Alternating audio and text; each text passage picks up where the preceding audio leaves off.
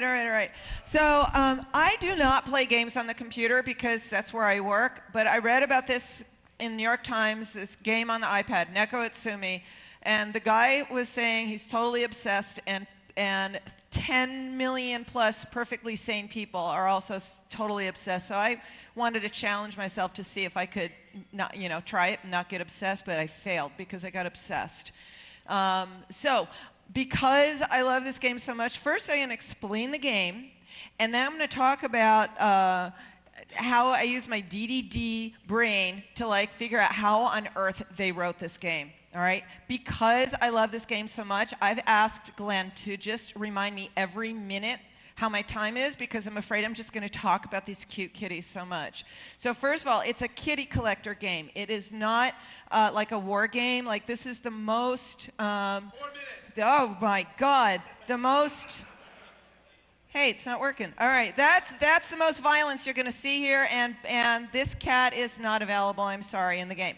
So what happens is you get, the kitties come, they're really cute. You start by getting one kitty. They have these cute little crisscross assholes that they show you sometimes. And then it's just really fun to just get the cats to come, down arrow. Get more cats and more cats. And they're really cute, and you start learning their names, and you're like, oh, look, Snowball's back, it's so cute. And notice that I've got more things out there. So the way you get things is when a cat comes and goes, they leave you fish, either goldfish or silverfish. Goldfish are really valuable. And then you take those fish and you buy stuff and you put them out and wait for more cats to come. And that's really exciting when you get lots and lots of cats. But there's also rare cats, so you start learning what things you buy to get the rare cats to come. Oh my goodness, okay, this is great. You can also buy expansions to your yard. You can even remodel with completely different backgrounds. So it's a waiting game. You put stuff out, you close the game, you come back 10 minutes later, or 20 minutes, or 2 hours, or a day, or whatever, and there'll be kitties there, or some will come and go. They've left you gifts. So it's really fun. Not all of the stuff is static either. We have, different things that are animated. So I don't even want to talk about the graphics. I don't even know how anybody does this kind of graphics.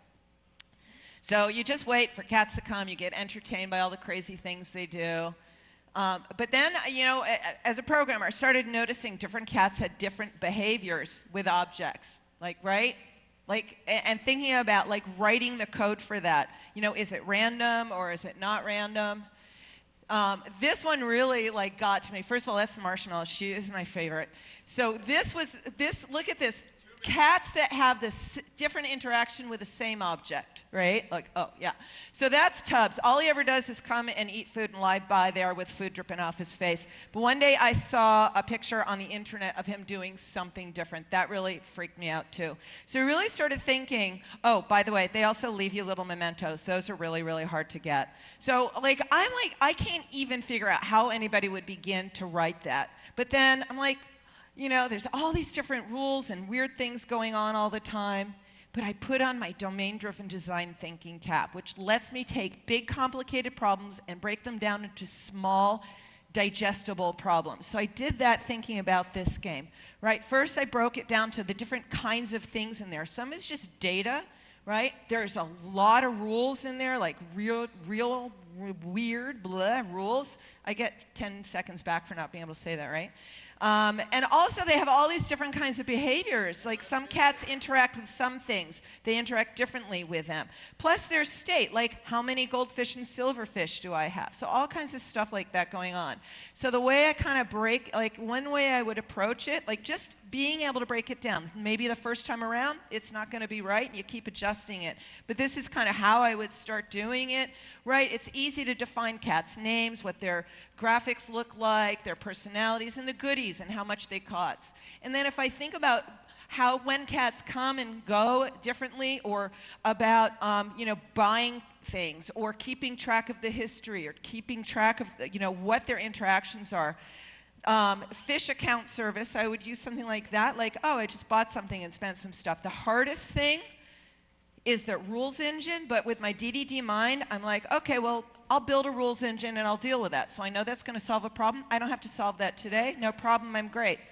So then I'm really happy. I know I can build the kitty game, the Neko Atsume game. Like, it is possible to do it. They did it. I could do it. And there's all my contact information with Marshmallow, my favorite little kitty in Neko Atsume. Thank you. Thank you.